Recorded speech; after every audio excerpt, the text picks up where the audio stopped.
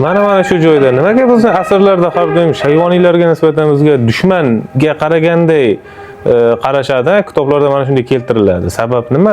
Sababi Shayboniy Chingizida. Chingizida u Oltin O'rdani to'g'ridan-to'g'ri merosxo'rida. Oltin O'rda Rusni 300 yil qul qilgan-ku.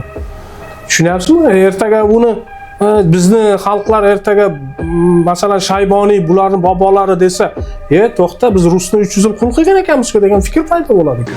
U Rossiya, u Moskvaga kerak emas u narsa. Bularning g'ururi kerak emas Moskvaga.